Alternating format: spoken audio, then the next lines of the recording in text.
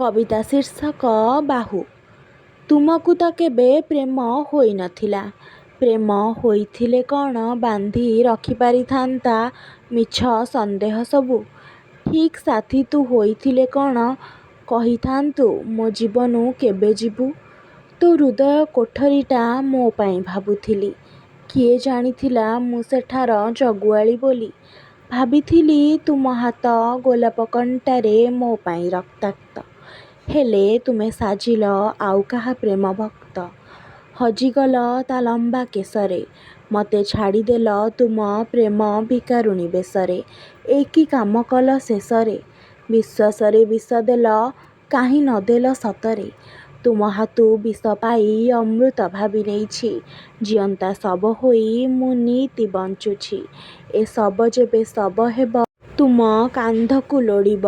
ମୁଁ ଜାଣେ ତୁମେ ଆଉ କାହା ବାହୁ ବନ୍ଧନେ ଥିବ।